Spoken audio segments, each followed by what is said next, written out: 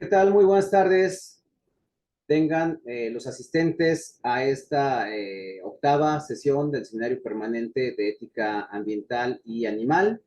Estamos muy contentos de que nos acompañe en este día, pues la maestra Rebeca Castillo del Gadillo, que nos va a hablar sobre el tema de justicia ambiental y pues realmente pues agradecer que la maestra Rebeca haya aceptado esta invitación. Antes de leer su currículum, sí me gustaría comentar que es una de las férreas defensoras del ambiente aquí en Aguascalientes. Quisiera decir que es la única, pero bueno, a lo mejor hay alguien, algunos más por ahí, pero yo creo que es tiene que recibir este reconocimiento por el trabajo tan loable que realiza, nos apoya de repente con denuncias que tenemos ahí de infractores y la mayoría de las veces pues sus servicios no nos cobra honorarios cuando es necesario. Bueno, pues sí, ella misma nos ha dicho ahora sí, apóyenme, en fin, etcétera. Eso lo digo, pues, la verdad, como agradecimiento, Rebe, por todo este apoyo en esta lucha que hemos mantenido. Lamentablemente es una lucha constante, no hay otra palabra de decirlo, durante más de una década, ¿no? Y bueno, pues gracias por haber aceptado la invitación. Me permito leer el currículum de la maestra Rebeca Castillo. Bueno, ella tiene estudio de maestría en la Universidad Panamericana, en la maestría en Ciencias Jurídicas, es licenciada en Derecho por la Universidad Autónoma Metropolitana, fundó la consultoría Castillo y Asociados. En el servicio público trabajó en la Procuraduría Federal de Protección al Ambiente, Comisión Ciudadana de Agua Potable y Alcantarillado del municipio de Aguascalientes y también en el Congreso del Estado de Aguascalientes. ¿Sí? Es catedrática en la Universidad Autónoma de Aguascalientes, imparte las materias de Derecho Ambiental, normatividad en biotecnología y legislación sobre comunicación en México. También imparte en la Universidad Panamericana el Seminario de Derecho Ambiental y en la Universidad Cuauhtémoc, también aquí en Aguascalientes, la materia de legislación en la maestría en arquitectura sustentable. Y bueno, ha realizado diversos diplomados en temas de derecho energético, gestión ambiental, sistema anticorrupción, amparo y derechos humanos. Tiene algunas publicaciones, entre las que destacan Efectividad de la legislación ambiental, caso Aguascalientes, documento realizado con el apoyo de la Fundación Konrad Adenauer de 2016 y Perspectivas del ambiente y cambio climático en el medio urbano, Ciudad de Aguascalientes, con el apoyo del PENUMA en 2013 y Derecho Ambiental Mexicano en el 2000. Es una elaboración del contenido de módulo de Derecho en la especialidad de Consultoría Ambiental de la Fundación Universitaria Americana. Iberoamericana, perdón. También en gestión ambiental, tiene un artículo en la revista Legatos, número 31, de la Universidad Autónoma Metropolitana. Y bueno, ha participado en diferentes consejos, en el Consejo Consultivo de Gestión Ambiental del Estado de Aguascalientes. Es integrante de la Junta de Gobierno del Instituto de Planeación del Estado de Aguascalientes y también fue integrante del Consejo de Sustentabilidad de Medio Ambiente y Agua del periodo 2014 al 2016. Bueno, pues no me queda sino más que darle la palabra a la maestra Rebeca Castillo Delgadillo. Bienvenida. Gracias. Muchas gracias, Víctor, por tu presentación. Muchas gracias sobre todo por la invitación, porque pues sí, más que férrea, me considero una apasionada del derecho ambiental y la verdad es que es un tema que me gusta, que me ha enseñado mucho y que sobre todo ha traído grandes satisfacciones a mi vida, no solo en el ámbito profesional. Yo creo que cuando hablamos de tema ambiental es un cambio de vida. Si uno no cambia, de nada va a servir que uno dé pláticas y que diga lo que se debe hacer si no lo hace uno vida, ¿no? Y que bueno, es complicado, pero a final de cuentas ahí vamos pianito, ¿no? Y pues bueno, creo que por ahí yo había preparado una presentación muy amplia, pero Voy a tratar de incluir todo y voy a tratar de ser lo más concisa y de abarcar las cosas más importantes para dar tiempo a preguntas y respuestas. Entonces, si no hay inconveniente, inicio con la presentación. No sé si se ve. Se ve, doctora. Muchas gracias. Ahora nada más.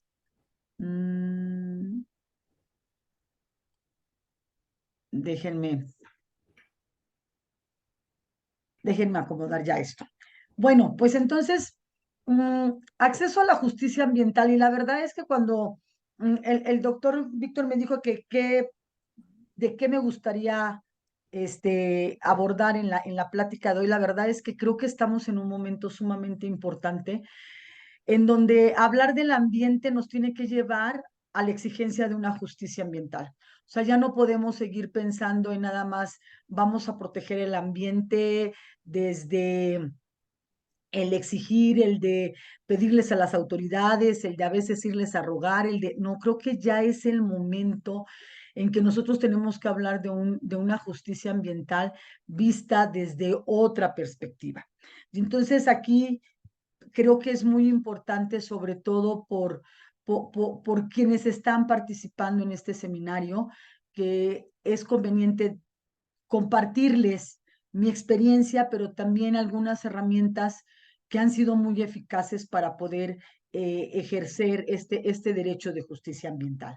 Y bueno, voy a hacer una breve historia. A lo mejor muchos de ustedes ya la han oído, por eso voy a tratar de hacerlo breve, pero sobre todo para entender cuál ha sido el camino que nosotros hemos tenido sobre este respecto.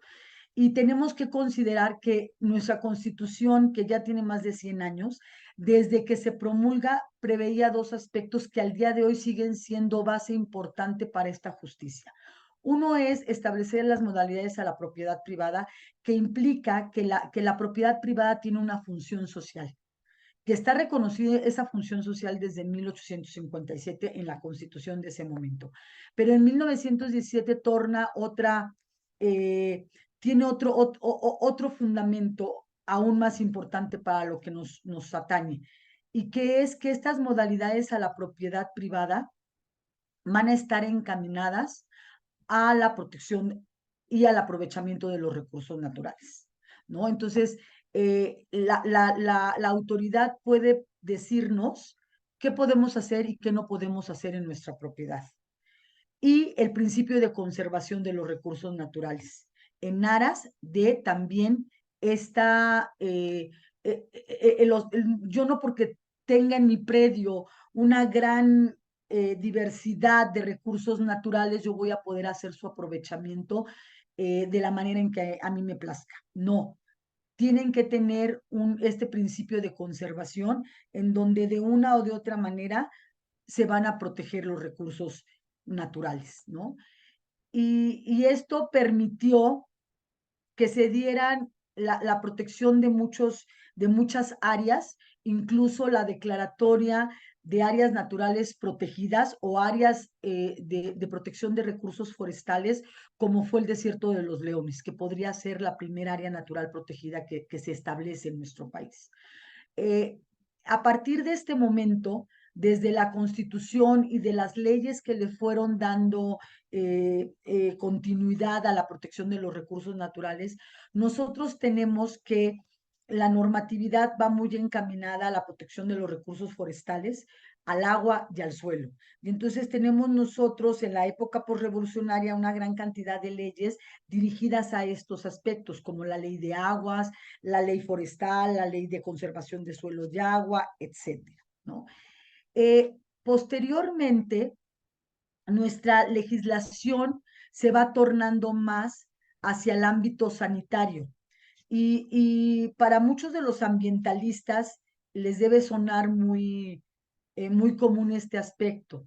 ¿Cómo se empieza a proteger el ambiente? A través de la protección a la salud.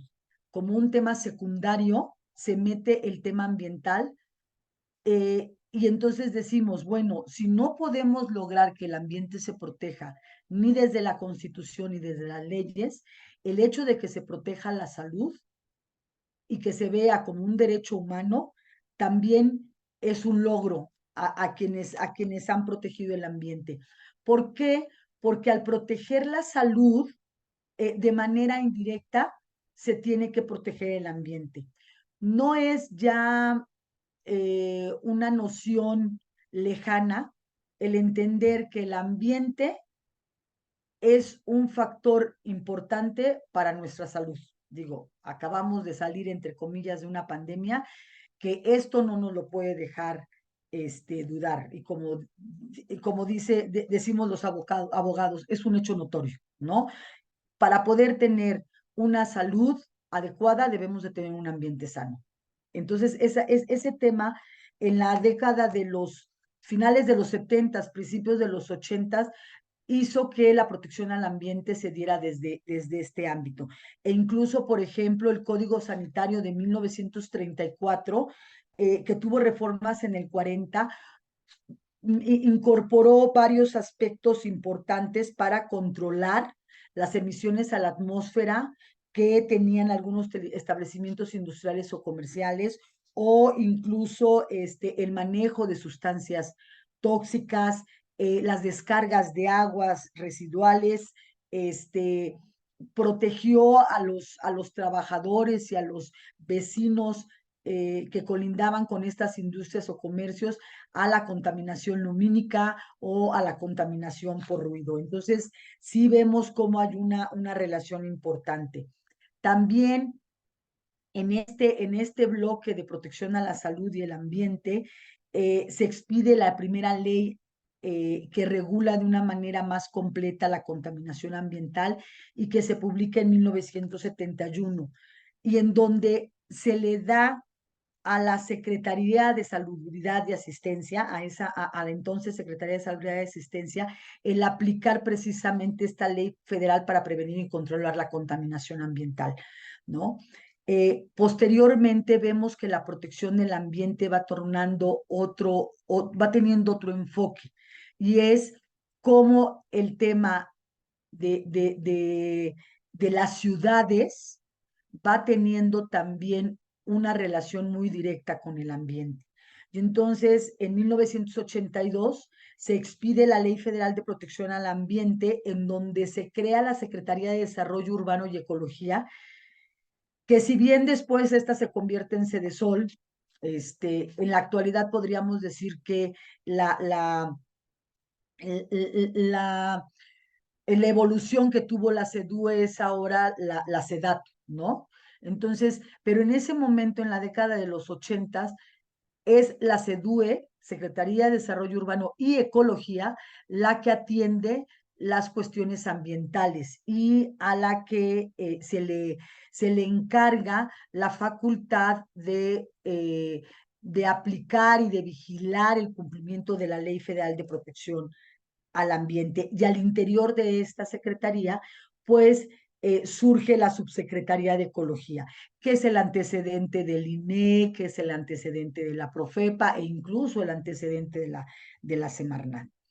¿Y qué pasa con nuestra Constitución, que en 1917 preveía todos estos dos aspectos, modalidades a la propiedad privada y al principio de conservación? Obviamente, junto con todas estas leyes y esta evolución que ha tenido la protección del ambiente, pues obviamente también en nuestra Constitución se van haciendo reformas importantes en estas 4 décadas, pero sobre todo también ha habido reformas trascendentales en la última década. Pero no podemos olvidar antecedentes importantes como el hecho de que en un artículo que es eminentemente económico y que es el artículo 25, en donde nos habla de cómo debe de ser el desarrollo nacional, en donde nos refiere la planeación y muchos otros aspectos económicos de nuestro país, en reformas que datan del 83 y después del 99, incluye, por ejemplo, que bajo criterios de equidad social y productividad se apoyará e impulsará a las empresas de los sectores social y privado de la economía, sujetándolos a las modalidades que dicte el interés público y al uso en beneficio general de los recursos productivos, cuidando su conservación y el medio ambiente. Y podríamos pensar que esto es nuevo. No, esto está desde 1983.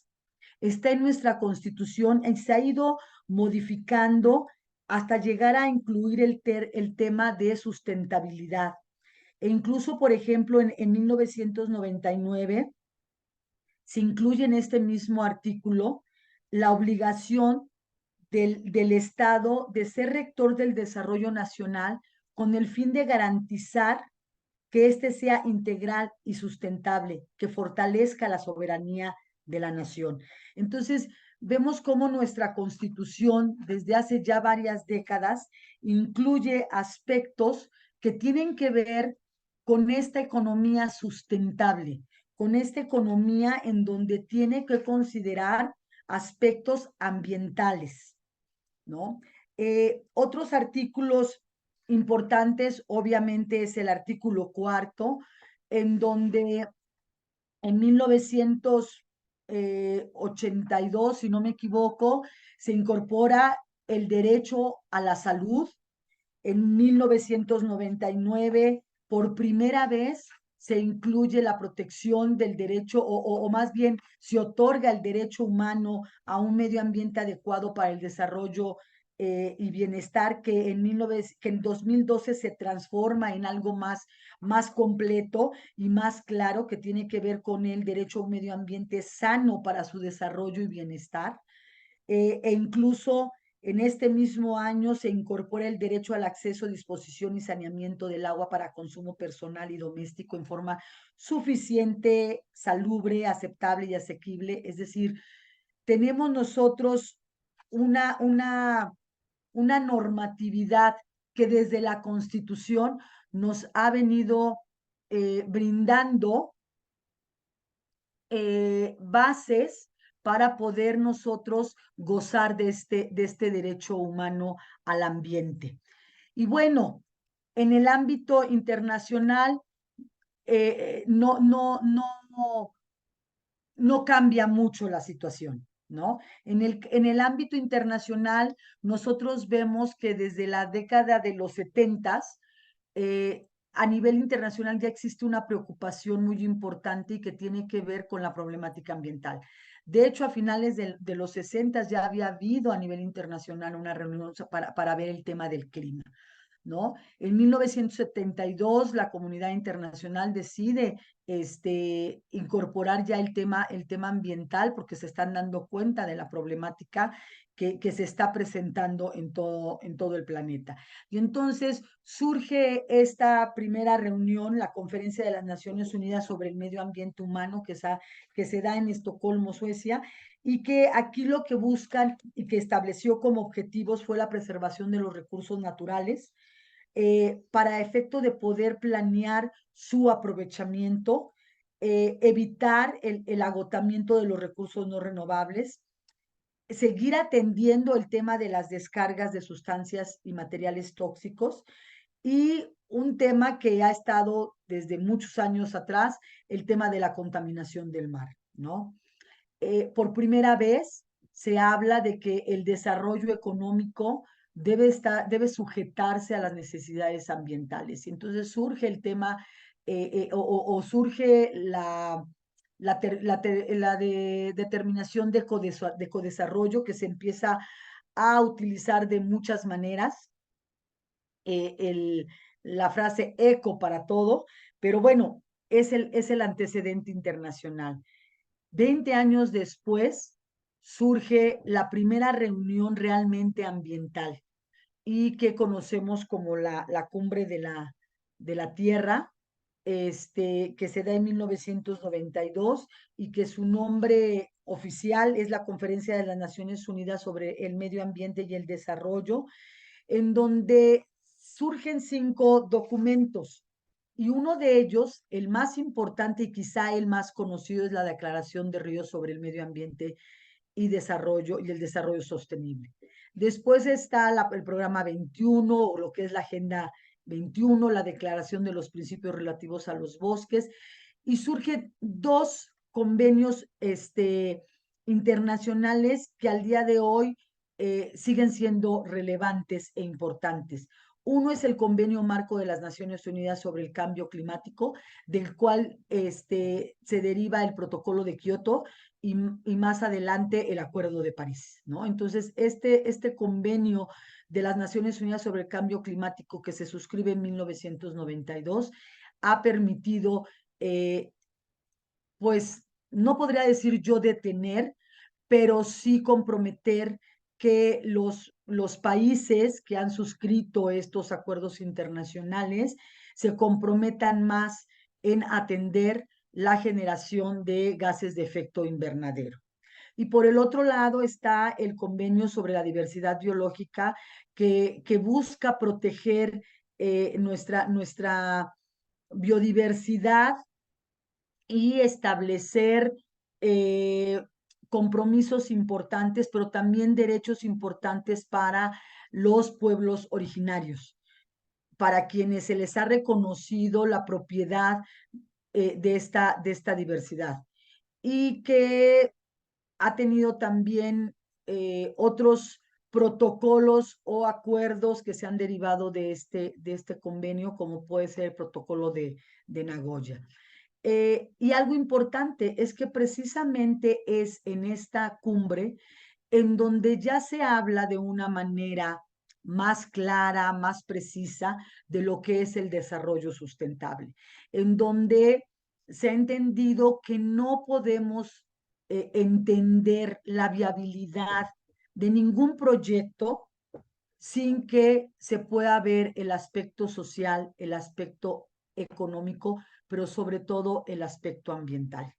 Entonces, no solamente cuando hablamos de sustentabilidad, no solamente tenemos que voltear a ver el tema ambiental, sino que también tenemos que considerar qué es lo que pasa con las sociedades que se van a ver beneficiadas o afectadas por un proyecto. Entonces, estamos hablando de 30 años en donde el tema de desarrollo sustentable está en la boca no solamente de los países a nivel internacional, sino también en nuestra constitución, en nuestro diario vivir y en todo lo que nosotros tenemos que hacer. Y bueno, ¿cuál es el siguiente punto que ha pasado a nivel internacional? En el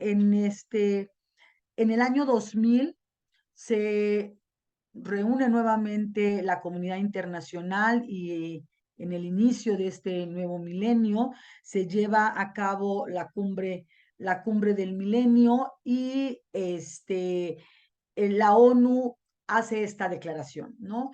Y surgen 8 objetivos que se buscan, se cumplan para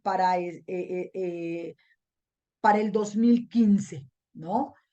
Y uno era erradicar el hambre y la pobreza, educación universal, igualdad de género, reducir la mortalidad infantil, la salud materna, combatir el VIH, SIDA y otras enfermedades de transmisión sexual, aspectos relacionados con el ambiente y sobre todo una alianza mundial. Para el 2015, y ante la falta de un logro absoluto o por lo menos tangible de estos objetivos del milenio, se vuelve a juntar la comunidad internacional en Nueva York y entonces adoptan los objetivos del desarrollo sostenible o del desarrollo sustentable. Y aquí se habla de 17 objetivos y en donde se establecen 169 metas. Estos objetivos del desarrollo sustentable siguen estando al día de hoy vigentes y sobre todo lo que buscan es que para el 2030 nosotros hayamos alcanzado el logro de ellos. ¿Cuál es la diferencia de estos objetivos con los del milenio?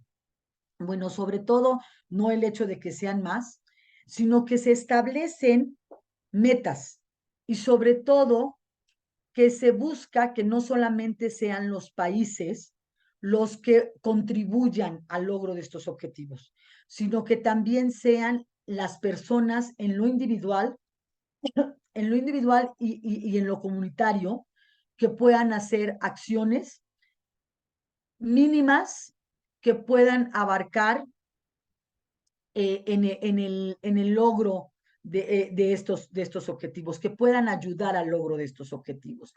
Todos podemos hacer algo para poner un fin a la pobreza. Todos podemos ayudar para que el hambre sea cero en este planeta, para la salud y bienestar, para la educación, la igualdad de género y todos estos objetivos. Si ustedes entran a la página de la ONU en donde se refieren a estos objetivos, ustedes se van a sentir identificados y van a poder ver que pueden hacer algo aún sin vivir en una playa o en un estado costero. Ustedes pueden contribuir a que la vida submarina o a que los ecosistemas costeros no sigan siendo afectados, ¿no? Podemos contribuir a la paz, podemos contribuir a un consumo responsable. Entonces, digo, hay como una tarea, les recomendaría que entraran y que vieran y que dijeran, ¿cómo puedo yo hacer algo para que podamos abonar al cumplimiento de estos objetivos? Y si lo vemos, realmente son sustentables porque hablan de aspectos sociales, de aspectos económicos y de aspectos ambientales. Y entonces, estos 17 objetivos es sobre los cuales la comunidad internacional está trabajando para que se logren al 2030. Y por lo tanto tienen que ver con aspectos de los gases, de las emisiones de gases de efecto invernadero, tiene que ver con el tema de los manejos de residuos, tiene que ver con el clima, tiene que ver con la adaptación al cambio climático, etcétera, ¿no?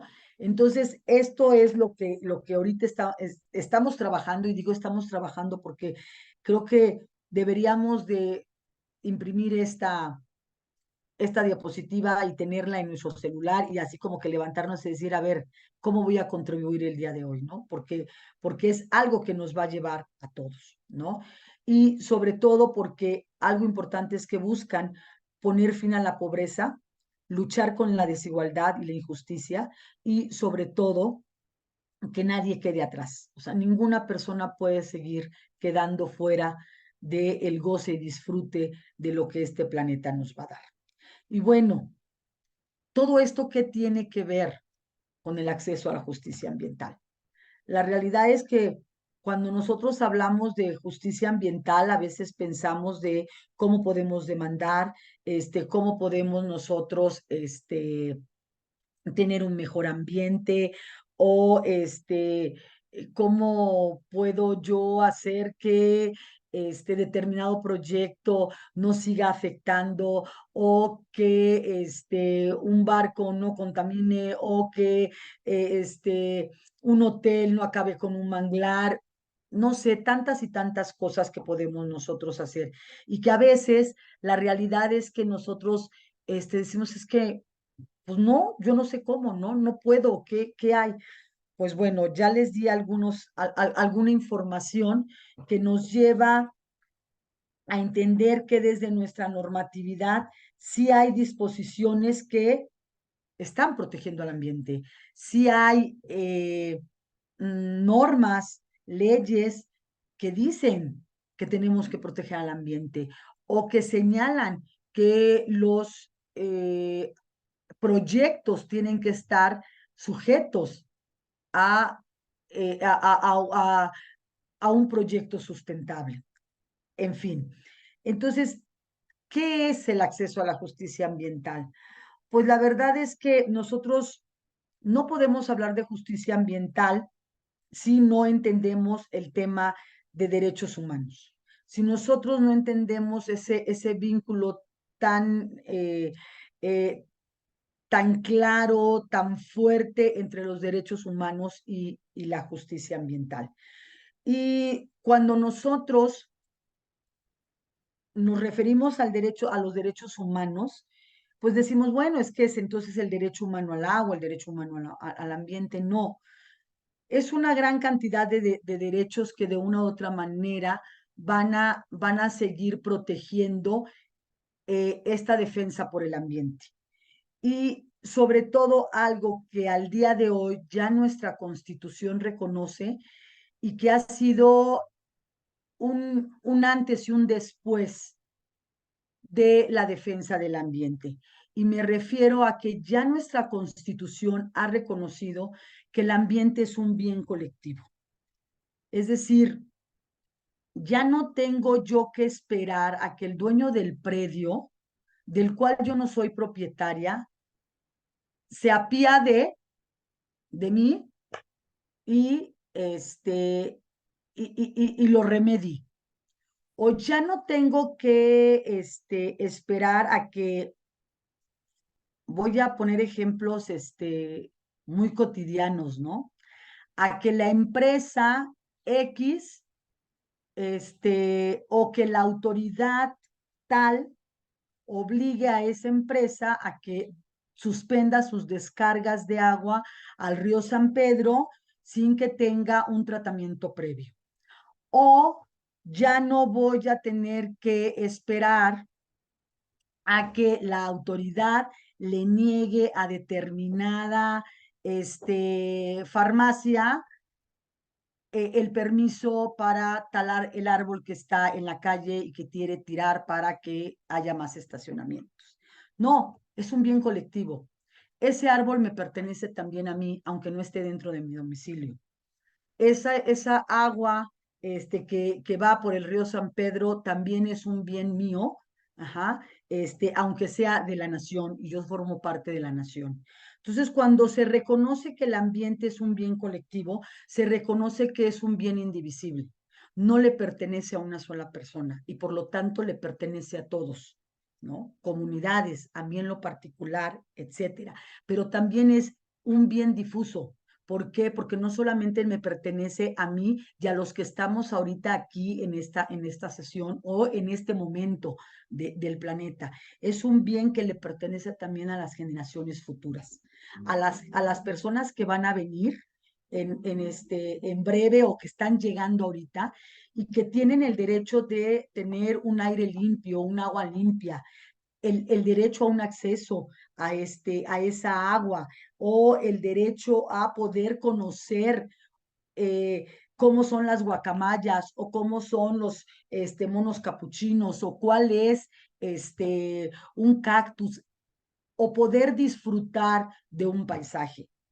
Eso es que sea un bien colectivo y esa es la defensa que nos ha traído ya también la Constitución y que se reconoce en ella y a través de los derechos humanos. ¿Cómo ha sido este cambio, no solamente a nivel internacional y también a nivel nacional? La situación de los derechos humanos ha cambiado de una manera importantísima, porque no solamente está con la Declaración Universal de los Derechos Humanos que data de 1948, ¿no? En la era moderna, por así decirlo, ¿no? Sino ya tenemos avances importantes. Entonces, en la Declaración Universal de los Derechos Humanos de 1948 hablábamos de un derecho a la vida, a la libertad, a la seguridad de la persona, pero después, casi 20 años después, surge un Pacto Internacional de Derechos Económicos, Sociales y Culturales. Los famosos DESC, que después se convirtieron en DESCA, ¿no? Porque se incluye el tema ambiental. Y entonces aquí hablan ya de incorporar el derecho a la salud física y mental, pero también a mejorar el medio ambiente para poder disfrutar de ello. En el Pacto Internacional de 1966 habla de que todos los pueblos deben disfrutar y utilizar plenamente sus riquezas y sus recursos naturales, Posteriormente, la Convención Americana sobre Derechos Humanos, que se conoce como el Pacto de San José, que se suscribe en 1969 por los países de América, reconoce que toda persona tiene derecho a la libertad de pensamiento y de expresión, y este derecho comprende la libertad de buscar, recibir y difundir informaciones e ideas de toda índole. En 1989, un convenio que es de la OIT, de la Organización Internacional del Trabajo, habla de los pueblos indígenas. Y entonces aquí incorpora de manera importante todo lo que todos los derechos que tienen estos pueblos y sobre todo la obligación de las autoridades de darles información y de considerar sus opiniones cuando se vayan a hacer determinadas obras, actividades, procedimientos, etcétera, que les puedan afectar. Y entonces dicen ustedes, pero bueno, son de los pueblos indígenas y tribales, y a lo mejor ninguno de los que estamos ahorita pertenecemos a ellos. Pero a final de cuentas, tanto a nivel internacional como nuestra Suprema Corte ha reconocido que esto también nos favorece. No es un derecho exclusivo de estos pueblos indígenas. Derivado también de esta reunión que se da en Estocolmo en el 72 y de la declaración de esta reunión, bueno, surge el derecho a la información pública, obligaciones de obligaciones de los gobiernos para darles esta información pública a los ciudadanos, y también el libre intercambio de información científica. Y en Río se establece en el principio 10, precisamente, que toda persona tiene acceso adecuado a la información sobre el medio ambiente de que dispongan las autoridades públicas, incluida la información sobre los materiales y las actividades que encierran peligro en sus comunidades, así como la oportunidad de participar en los procesos de adopción de decisiones. Y bueno, pues la joya de la corona y del cual nos debemos de sentir muy felices, y es que en 2021 entró en vigor el Acuerdo de Escazú, que su nombre nos lleva precisamente al, eh, al, al, al logro de todos estos tratados internacionales que han buscado que los gobiernos les den a sus ciudadanos no solamente el acceso a la justicia ambiental para lograr el goce y el disfrute de un derecho a un ambiente sano, sino también que se establezcan los mecanismos para lograrlo, ¿no? Y entonces, bueno, de toda esta normatividad internacional, y entre la forma en cómo se daban antes los derechos humanos y cómo lo podemos tener nosotros en la actualidad, ¿qué fue lo que pasó en nuestro país? Durante muchos años, estas declaratorias y estos principios no eran para nosotros, no podíamos nosotros hacerlos valer en los juzgados, porque si bien eran documentos que México había suscrito, la realidad es que no habían podido ser establecidos en nuestras leyes. Y hay que decirlo, ni la Suprema Corte, ni ningún juez, ni ninguna autoridad se atrevía a decir, bueno, como en el principio 10 de Río se establece de este acceso a la información, entonces tú, Semarnat, estás obligada a darle esta información a los ciudadanos que te lo están pidiendo, etcétera. Era muy complicado lograrlo. De hecho, incluso cuando yo trabajaba en la Procuraduría Federal de Protección al Ambiente y que me tocaba sancionar a algunas empresas, la verdad es que nos topábamos con pared en el Tribunal Federal de Justicia Administrativa, ¿no? Porque ellos decían, pues no, yo me acuerdo que en un momento quise hacer efectivo el principio precautorio en una de nuestras resoluciones y en la defensa en el juicio de nulidad, y pues el tribunal se fue por otro lado, por otro camino, y no entró al análisis de este principio precautorio, y a pesar de que había una contaminación provocada por una mina que se le había roto su presa de Jales y que había contaminado agua, suelo, etcétera, no pudimos lograr que el tribunal al menos,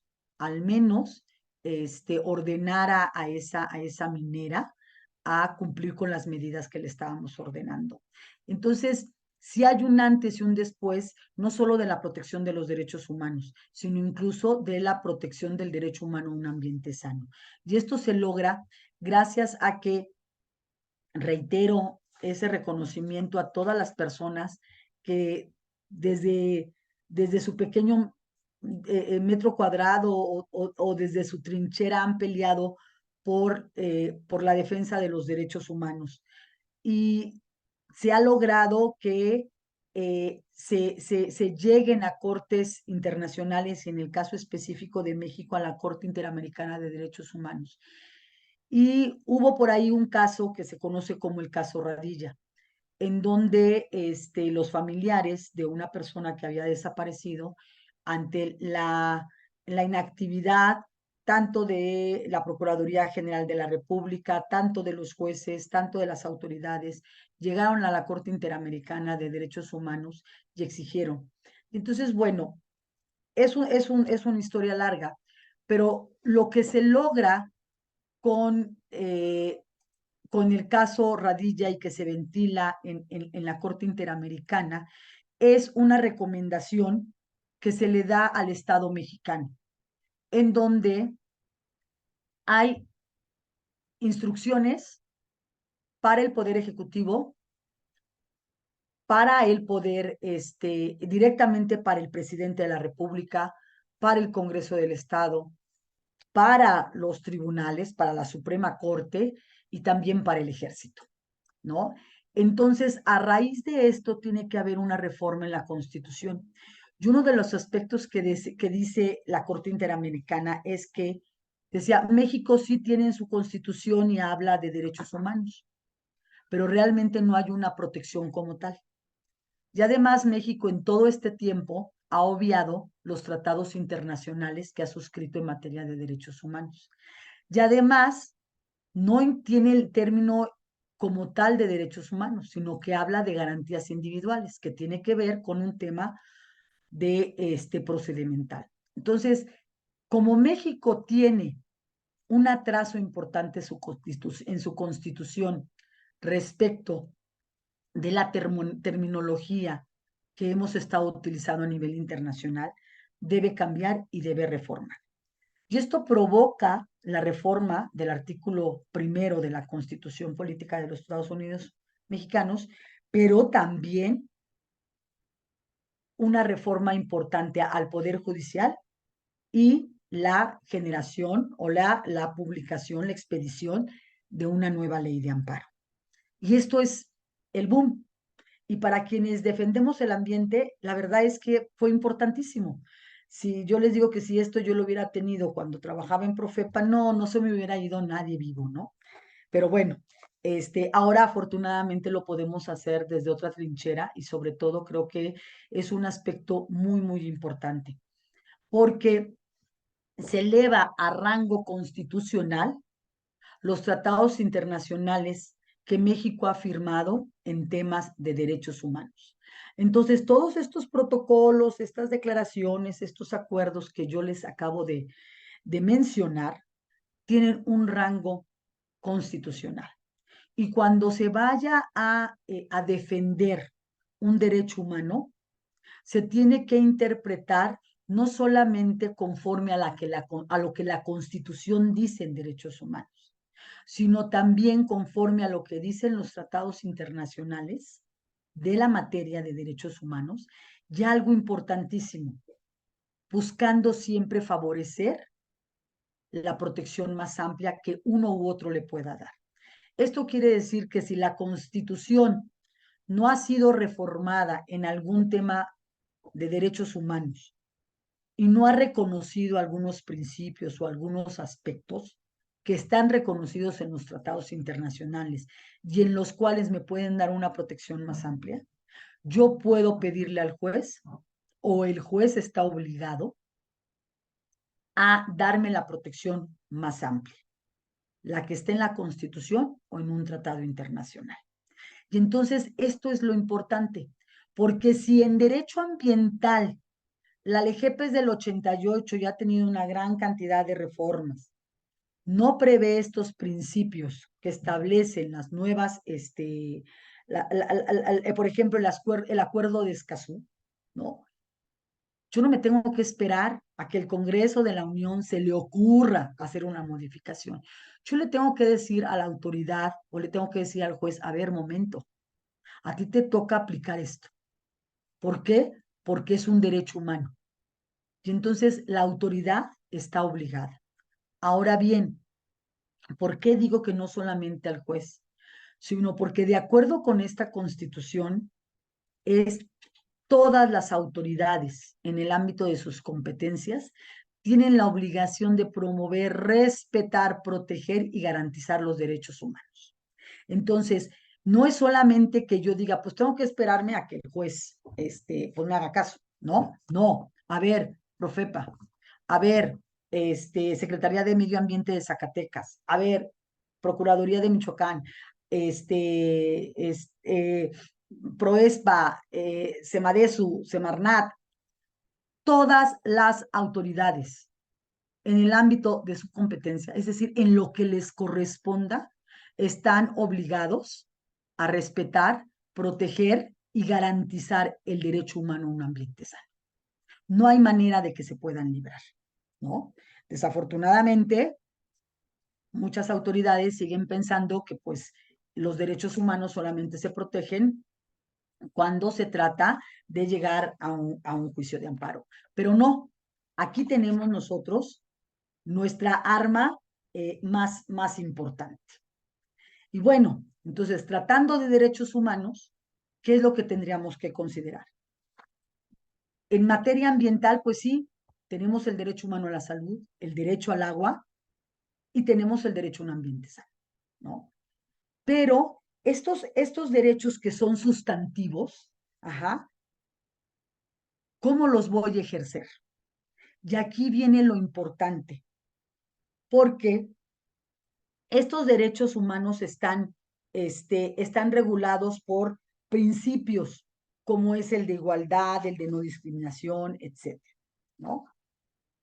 Pero van a estar también protegidos por otros derechos que se les conoce como derechos procedimentales o de procedimiento, y que es el derecho de acceso a la información, a la reparación del daño ambiental y el derecho a la participación pública.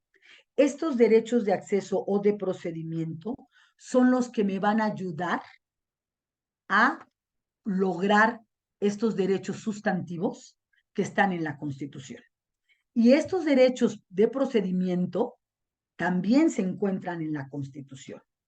Y algo que debo decir de estos 6 derechos, los principios que regulan los derechos humanos en nuestro país y a nivel internacional son de igualdad, de transparencia y rendición de cuentas, de no regresión y de progresividad, de buena fe, pro persona y de máxima publicidad, ¿no? Además, en cuanto a los derechos ambientales, la doctrina, a través de todos estos acuerdos internacionales, ha establecido principios como son el principio preventivo, el precautorio, equidad intergeneracional y la soberanía de los estados sobre sus recursos naturales. ¿Y cómo podemos entonces nosotros ejercer estos derechos ambientales a través de los derechos de acceso? Bueno, en principio, debemos entender que estos derechos humanos están situados en la categoría de derechos civiles y políticos. O sea, no es algo nuevo. desde hace muchos años, desde 1948 y desde 1917, la Constitución reconoce el derecho de la libertad de expresión, de manifestar las ideas, el derecho de poder asociarnos, ¿no? Son derechos reconocidos. Ajá.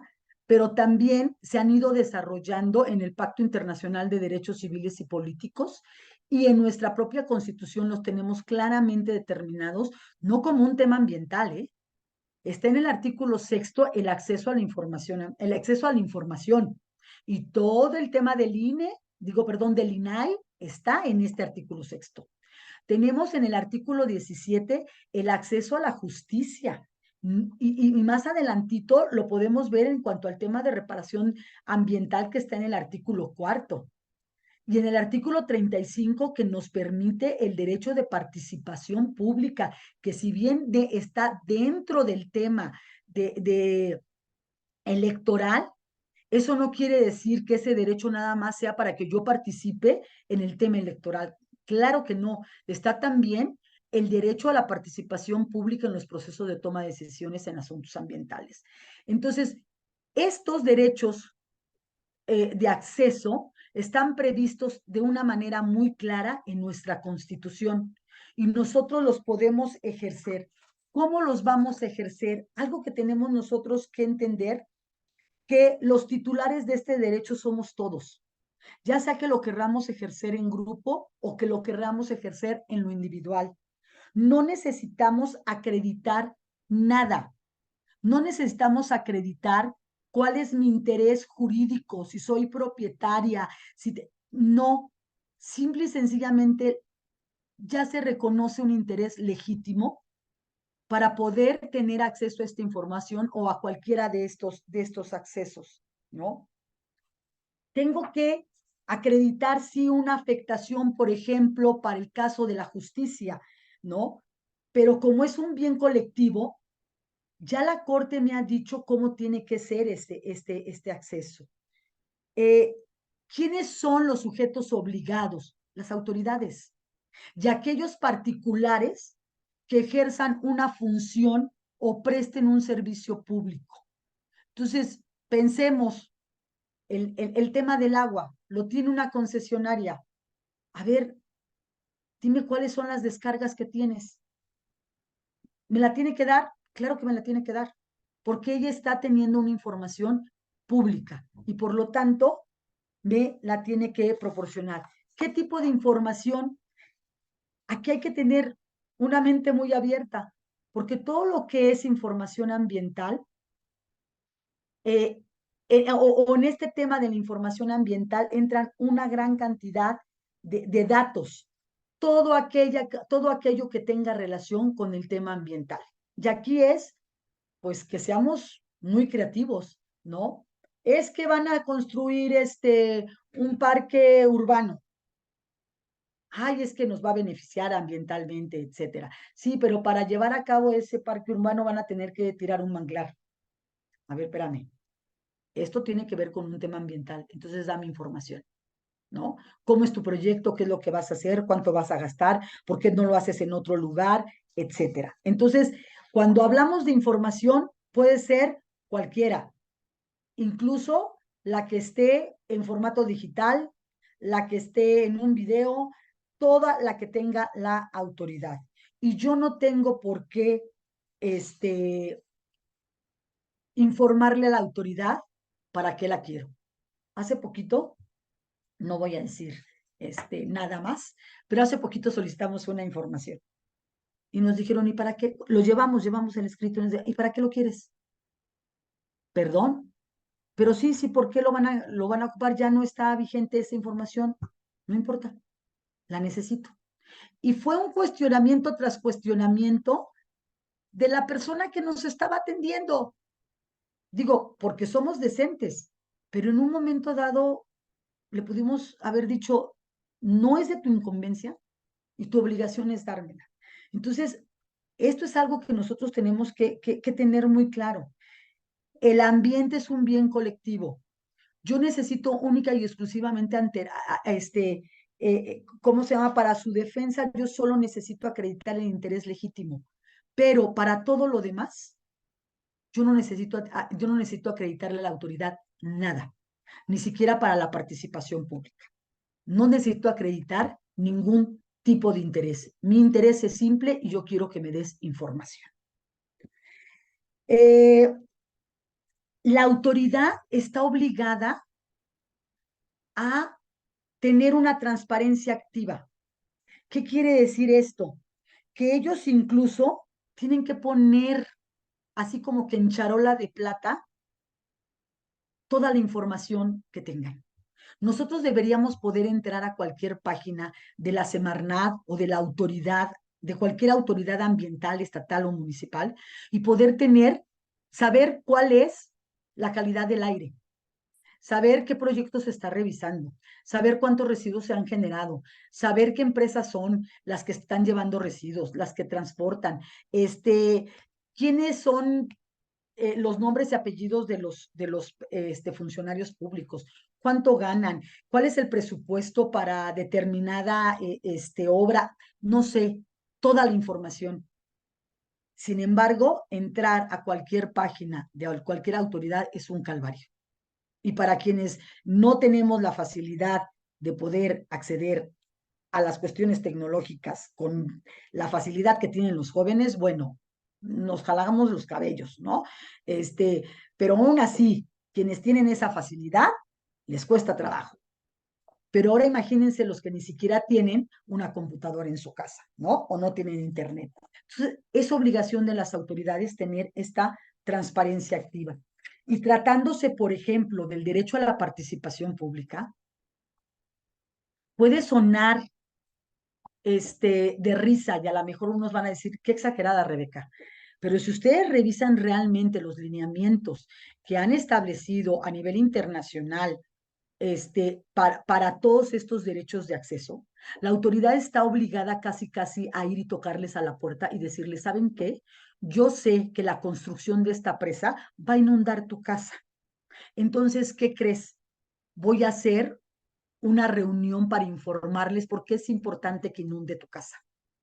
Resulta absurdo que las autoridades sepan quiénes son o quién es la población afectada con nombre y apellido y no sean capaces ni siquiera de informarles que dentro de 3 meses se va a construir una presa y que se va a inundar su casa. Los particulares nos venimos enterando de eso cuando ya está, ¿cómo se llama? Cuando ya nos están informando que tenemos que desalojar o cuando ya se nos inundó, ¿no? Es absurdo cómo el oscurantismo de las autoridades es cada día mayor.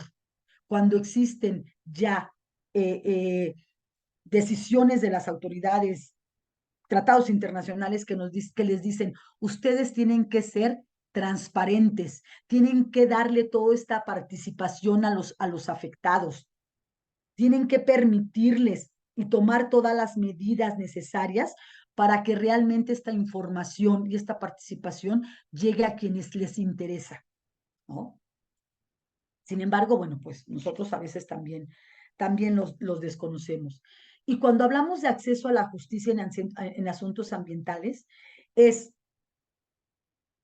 incluye el acceso a la información ambiental, o sea, ¿qué pasa si la autoridad no me da, qué pasa si la autoridad no me da esta información? Yo tengo que ir, exigir la justicia para que me den esta información. ¿Qué pasa cuando la autoridad no abrió ni siquiera un procedimiento de participación pública? Llámese reunión pública, ya se consulta pública, no me dejó conocer una evaluación de un programa de desarrollo urbano, no permitió que participara en el programa de ordenamiento ecológico o me permitió que participara, pero nunca me dijo por qué no tomó en cuenta mis decisiones, etcétera, ¿no? Y finalmente, ¿qué pasa cuando yo tengo un daño ambiental o hay la posibilidad de un daño ambiental? También tengo que acceder a la justicia. Y ojo, porque esto no se limita solamente a ir a los tribunales, sino que también abarca instancias administrativas. Yo puedo ir a Profepa, a Semarnat, a la Procuraduría Estatal, Municipal o a otras autoridades, ajá, que también que están obligadas a brindarme la justicia en términos de sus facultades, ¿no? ¿Existen otros mecanismos alternativos de solución de controversias? Sí, claro que los existen, ¿no? Pero si en estos apenas estamos así como que en pañales, bueno, pues otros mecanismos alternativos todavía no se han metido tanto, ¿no? Sin embargo, tenemos también que, que, que empezarlos a desarrollar. ¿Y qué implica el acceso a la justicia ambiental? Pues no solamente es que yo llegue y le diga, oye, es que no estás inspeccionando a esta empresa que está teniendo descargas de agua. Y ahí meto a la Conagua porque no le he mencionado, pero también claro que tiene responsabilidades, ¿no? Y entonces la Conagua me va a decir, ¿sabes qué? Sí, voy a ir a inspeccionarla, ¿no? Ok, ya la inspeccioné, ya la sancioné, ok, pero ¿cómo va a reparar? O sea, ya suspendió la descarga, pero ¿qué va a pasar con toda la contaminación que generó? Tiene que establecer las autoridades mecanismos no solamente para que suspendan, sino incluso restitutorios. Entonces, nos damos cuenta que estos derechos, la realidad es que han abierto muchas puertas y que del 2011 al día de hoy tenemos una gran lista de decisiones de los tribunales que han decidido cambiar el acceso a la justicia ambiental, que han decidido cambiar la forma en cómo se puede defender el derecho a un ambiente sano, en cómo se les puede dar a la población que habita este país un verdadero disfrute en el goce de este derecho. Y me voy a ejemplos muy claros que tenemos al día de hoy. Y voy a empezar con los nacionales.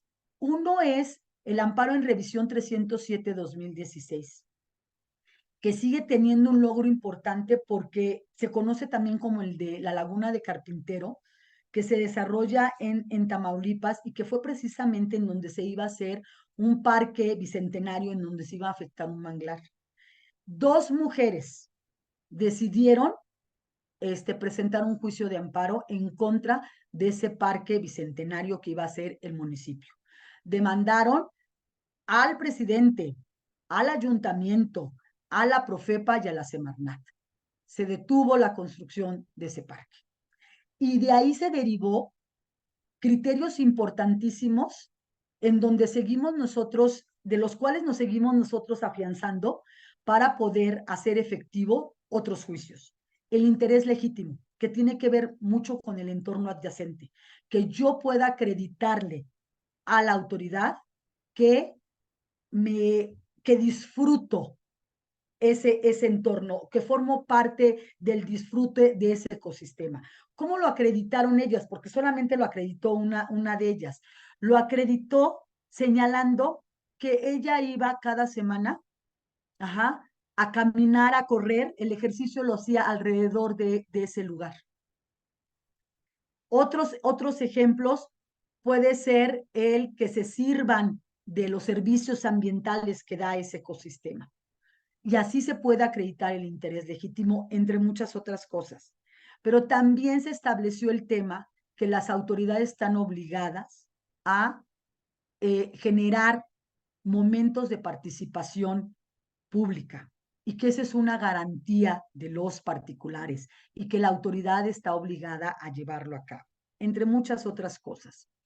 Otros fue el amparo en revisión 610 del 2019, que aquí fue algo muy importante porque tuvo que ver con la modificación que hizo la CRE, la Comisión Reguladora de Energía, a una norma 016 que hablaba de la calidad de los petrolíferos. No respetó un procedimiento que establecía en ese momento la Ley Federal sobre Metrología y Normalización. Y entonces los demandantes de amparo decían que ¿cómo se llama? Que la nueva fórmula que se estaba permitiendo en las gasolinas era más contaminante y que no se consideraron ni la participación pública que preveía ese artículo, el procedimiento, y que por lo tanto se tendría que modificar. Y ganaron. El amparo 1023, que tiene que ver con un tema de también de un proyecto de Sinaloa y de la comunidad indígena, que no le estaban dando aquí participación a la comunidad, precisamente que tenía que ver con una planta de amoníaco en Topolobampo, Sinaloa. Esto era un tema de comunidad indígena, y entonces se concedió el amparo a esta comunidad para que se realizara la consulta pública para si se podía llevar a cabo o no la instalación de esta planta de amoníaco. Y está el amparo más reciente del 2021, que es el amparo en revisión 498/2021, y que tiene que ver con el maíz transgénico, ¿no? Que no se estaba permitiendo, que no se le permite ni a las, bueno, ahora a la CEDRAE, ni a la, ni a la Semarnat, la liberación la liberación comercial de maíz transgénico, ¿no? Y esto también lo pelearon algunas comunidades del sureste de nuestro país. Y el 5421, que tiene que ver con un proyecto de ampliación del puerto de Veracruz, en donde tampoco aquí se iba a afectar con todo este proyecto del puerto de Veracruz un área de influencia del sistema arrecifal veracruzano. Y entonces aquí, de una u de otra manera, se suspendió el proyecto porque no se atendieron las cuestiones del derecho humano a un ambiente sano. Esto es a nivel internacional, y de verdad traje 5 ejemplos, pero yo creo que ya tenemos más de 50 resoluciones que nos hablan de lo que se puede hacer y cómo se puede hacer para defender este derecho humano. Y pues bueno, con mucho gusto presumo que estamos haciendo en Aguascalientes. Y el primero de ellos, y el más antiguo, fue precisamente un amparo en revisión, que es 495/2019. Y que algunos de los que están aquí presentes firmaron esta demanda. Y fue la primera que creo que se hizo en Aguascalientes. Por lo menos es la primera que yo hice. Y que lo hicimos precisamente considerando todas estas reformas a la Constitución. Se iba a hacer una una plaza comercial que se conoce como la Plaza Outlet, a un lado de la Plaza Espacio. Ya habíamos nosotros por ahí tenido el tema de la Plaza Espacio, que le otorgaron el cambio de uso de suelo, y que después, en lugar de plantar por lo menos mezquites, se pusieron a plantar palmeras, pero bueno, la habían hecho, se hizo el cambio de uso de suelo, se hizo la plaza,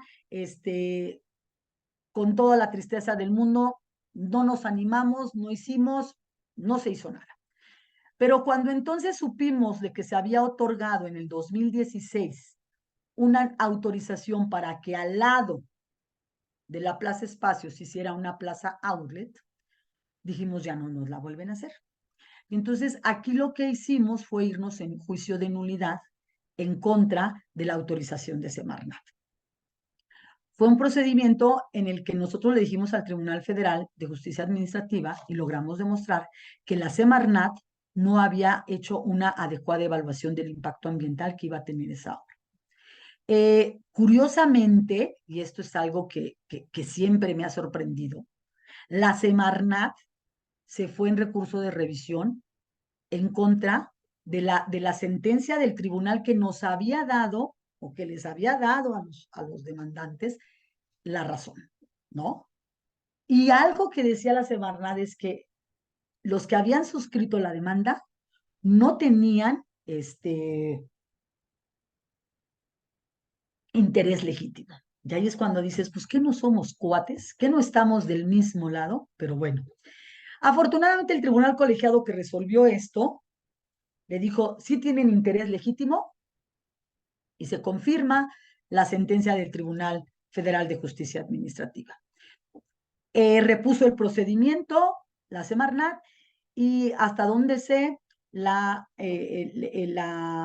empresa que iba a llevar a cabo el desarrollo ya no continuó con el procedimiento y pues bueno, se ganó, ¿no? Iniciamos en 2019 y concluimos, digo, perdón, iniciamos nuestra demanda en 2019 y concluimos en, ay, perdón, 2016 y pudimos tener ya una resolución firme en 2019. O sea, pasaron 3 años, pero se logró.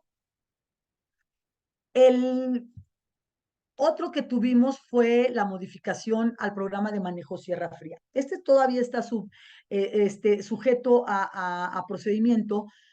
Se presentaron varios amparos en contra de una modificación que hizo el año pasado la Secretaría de Sustentabilidad, Medio Ambiente y Agua, en donde al modificar la zonificación de la Sierra Fría, el área natural protegida estatal, se abre la posibilidad de llevar a cabo el cambio de uso de suelo. Entonces, aquí se presentó un amparo en contra de esta modificación. Afortunadamente, las 4 sentencias que llevamos, porque se presentaron varios amparos, Movimiento Ambiental suscribió uno, la Asociación Sierra Fría suscribió otro y varios comuneros en lo individual lo presentaron y bueno, al día de hoy tenemos 4 sentencias a favor, pero en este caso ya la Secretaría no interpuso recurso de revisión, pero sí el tercero interesado que ya había presentado un proyecto para hacer unas cabañas en la Sierra Fría. Entonces, bueno, están ahorita en recurso de revisión, todavía no es una sentencia firme, pero algo importante es que todos los jueces han dicho y han hablado sobre el interés legítimo, no solamente de las asociaciones defensoras del ambiente, sino también de los comuneros y de la falta de participación pública que hubo en esta modificación, ¿no? Entonces, aspectos que son importantes y que entonces podemos decir, hemos podido detener proyectos.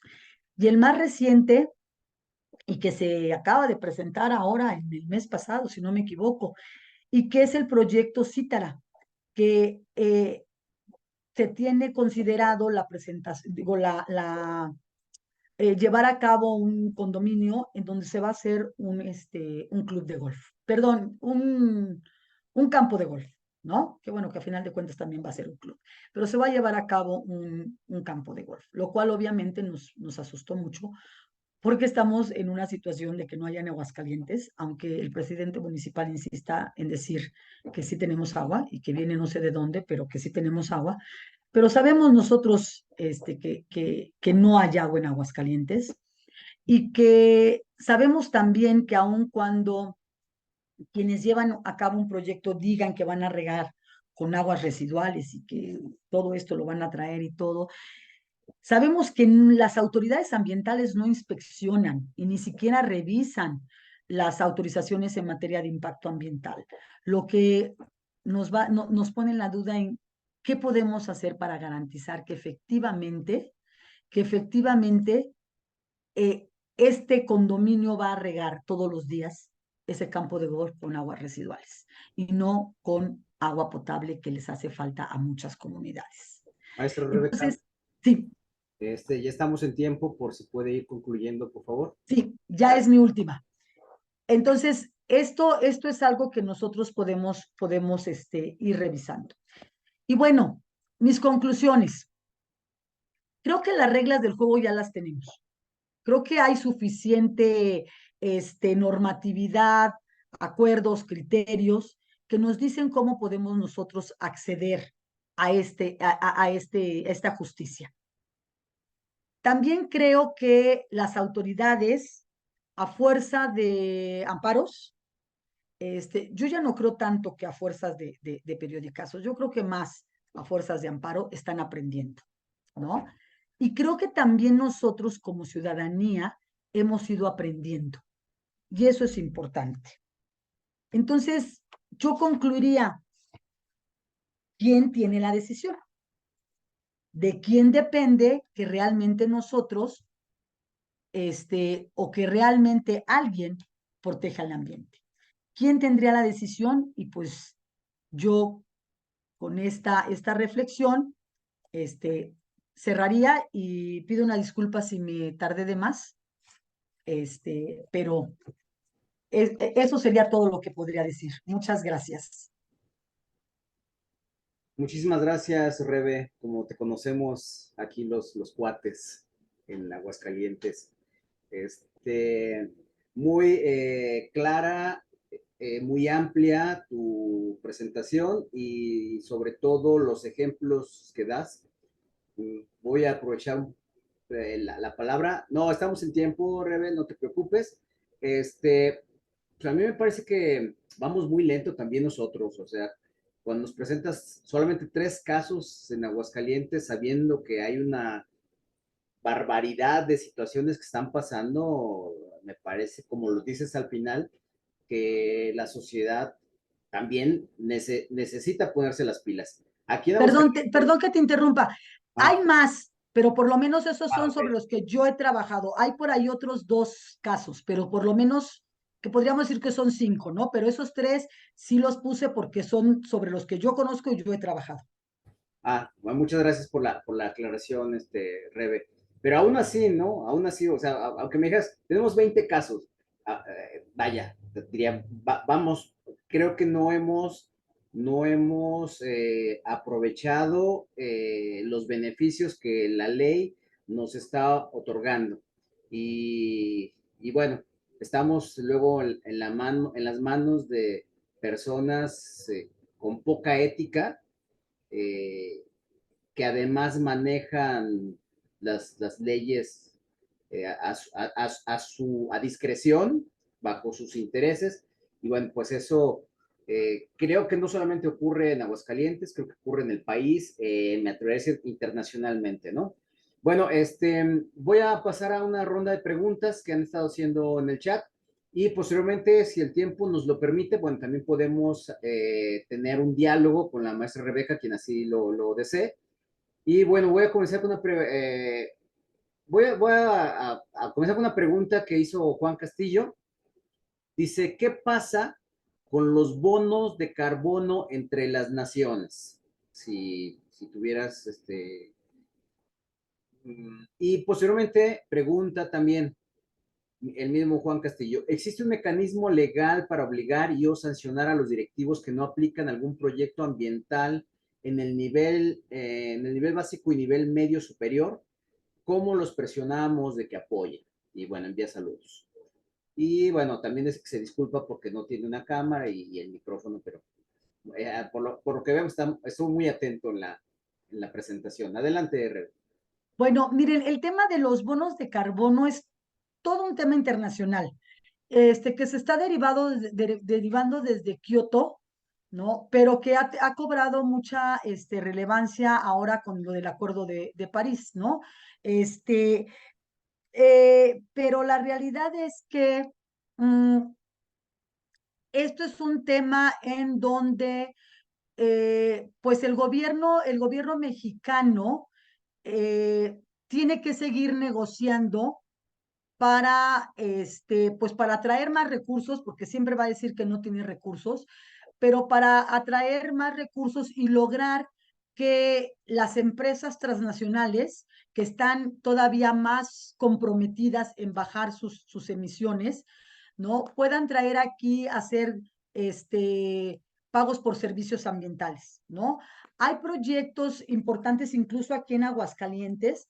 Por ejemplo, en el caso de estos comuneros de Sierra Fría, uno de los argumentos que nosotros decíamos es que si se permitía el cambio de uso de suelo en Sierra Fría, se iban a ver afectadas algunos predios que estaban recibiendo pagos por servicios ambientales. Entonces, creo que aquí quienes pudieran desarrollar esto son propietarios de predios, acercarse a las autoridades ambientales, pero también acercarse a esas empresas transnacionales que están obligadas a, o más comprometidas a reducir sus gases de efecto invernadero. Y la siguiente pregunta no me quedó, ¿cómo hacer sancionar a quiénes? No me quedó muy claro. Tienes tu micrófono apagado, Víctor. Perdón, gracias. La pregunta es, ¿existe un mecanismo legal para obligar y o sancionar a los directivos que no aplican algún proyecto ambiental en el nivel básico y nivel medio superior? ¿Cómo los presionamos de que apoyen? Ese es lo que nos comentó y preguntó Juan Castillo. Bueno, tratándose, toda autoridad puede ser obligada, ¿no? El tema es cómo. Uno es presentando un juicio en donde la autoridad de una u otra manera, al momento de resolver, podrá obligar a esa persona a hacer algo, si ha sido omisa, ¿no? El amparo o algunos juicios también se presentan por omisión, ¿no? Entonces, se les puede obligar, pero también si se quieren ir por un tema a lo mejor más rápido, existen los órganos internos de control de todas las dependencias, federales, estatales y municipales, ¿no? Y existe un sistema de anticorrupción que, bueno, si las instituciones no sirven, ay, a lo mejor me muerdo la lengua, pero no es por culpa de ellas. Ahora sí que no tiene la culpa el indio, sino el que lo hace compadre. Y entonces nosotros somos los que tenemos que mover de tal manera que las autoridades sirvan, porque si no, entonces ellos van a seguir en su status quo y en su situación de confort. Entonces, puede ser a través de un juicio o puede ser a través de una queja ante el órgano interno de control. Muy bien, la doctora Rossi le manda una felicitación, que le pareció muy interesante la ponencia. Muchas La gracias. maestra Carmen Martínez felicita también a Rebe, te felicita por Gracias. por tu ponencia. Y Maricruz Sansón te dice muchas felicidades, Rebe, por toda la labor de defensa ambiental que realizas y por compartirnos también pues tus conocimientos, supongo, y estas experiencias. Muchas gracias. Si alguien quisiera hacer una pregunta, puede abrir su micrófono o levantar la mano para que se le autorice, o simplemente abrir su micrófono y adelante. Yo quisiera hacer una pregunta. Ok, Carmen Martínez. adelante, por favor. Quisiera hacer una pregunta con respecto a lo de Citara. El proyecto ya fue autorizado y nada más preguntarle a la maestra qué va a proceder para darle el seguimiento para que se cumpla lo del agua. Mira, maestra, aquí el tema es que a veces nos sorprende y yo creo que he sido de las más sorprendidas porque sin que vayan a sacar cuentas de mi edad, ya tengo en los temas ambientales más de 30 años, ¿no? O sea, yo salí de la universidad y tuve la dicha de irme a trabajar a la Profepa y desde entonces jamás me pude haber separado de este camino. Okay. Y he visto cómo hemos ido transitando y cómo antes era casi, casi imposible de tener un proyecto. Y al día de hoy vemos que precisamente este reconocimiento del principio preventivo, el principio precautorio que nos establece los acuerdos internacionales e incluso los criterios de la Suprema Corte, hemos podido hacer que algunos proyectos se detengan y que consideren esto. ¿Qué es lo importante? Pueden tener todas las autorizaciones, pueden tenerlas ya todas, pero ¿qué pudo haber faltado? Participación pública, ¿no? O sea, no se tomó en cuenta a la ciudadanía, o incluso eh, no ha habido una información muy clara de lo que se va a hacer. Y entonces cuando uno presenta un amparo, lo que busca es no detener el proyecto en nada más por detenerlo, sino lo que busca es realmente tener un conocimiento y que el juez valide que las autorizaciones están incluyendo estos principios del derecho ambiental, como es la sustentabilidad, como es el derecho al agua, o sea, que no se vayan a afectar otros derechos. Al día de hoy, la Corte ha dicho que los proyectos no pueden realizarse sin un análisis ambiental. No podemos, y de verdad lo ha dicho la Corte, ojalá y esto lo pudiéramos publicar y decir, pero la Corte ha dicho, no podemos basar los proyectos solamente en un tema económico, ¿no? Y entonces, si ya a nivel internacional ya no solamente decimos que estamos en el calentamiento, no, ya no estamos en un estrés, ya estamos en una situación del TikTok, TikTok, TikTok, ¿no? Lo ha dicho la OMS, lo ha dicho la ONU, y nosotros no queremos entender que el ambiente está llegando a su límite. Entonces, puede haber todas las autorizaciones, pero ahorita lo que necesita y lo que necesitamos nosotros probar, todos los involucrados, es si efectivamente en las autorizaciones al momento de que se revisaron, están considerando los temas ambientales. No va a haber un daño al ambiente. Eso es el objetivo, que se acredite que no va a haber un daño al ambiente. Entonces, puedes tener ya todas las autorizaciones, y esto lo pongo en la mesa porque, digo, la maestra Carmen es urbanista y tiene muchos proyectos, pero esto es lo que ustedes como urbanistas tienen que ver, ¿no? O sea, ya les tienen que cambiar el chip a los desarrolladores. Nosotros tenemos que cambiar el chip. ¿Cómo es que un proyecto se tiene que alinear con el tema ambiental? La base es la cuestión ambiental. Todo lo demás viene por añadidura. Que si van a traer empleos, que si va a haber inversión, que sí. Pero si se contraviene o se va a generar un daño al ambiente, tenemos que ver cómo no se va a generar.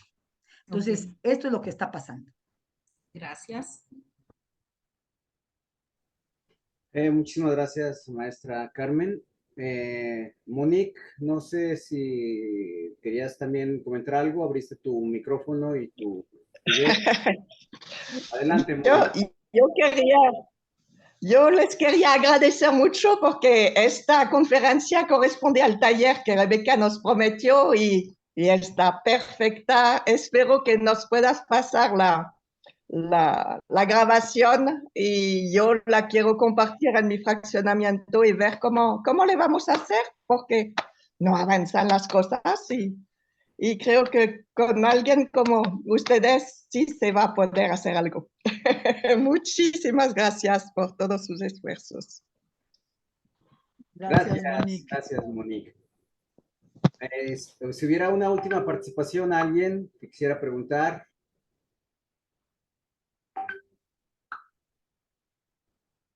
Bueno, ya al parecer no hay nadie, entonces, a ver, voy a intentar por aquí,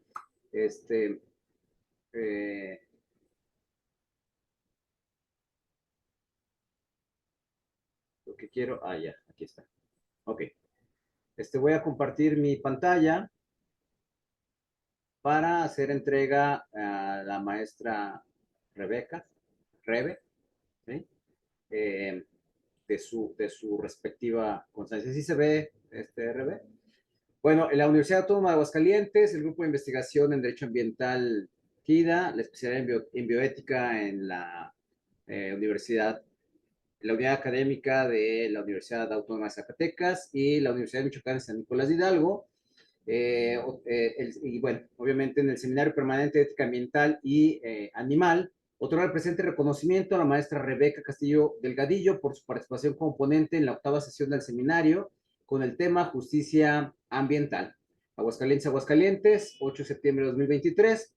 Firma tu servidor, Víctor Hugo Salazar, la doctora Rosa María de la Torre Torres, el doctor de GIDA, el doctor Francisco Serrano de Zacatecas y la doctora María Cristina Ramírez Barreto de la Universidad Michoacana de San Nicolás de Hidalgo.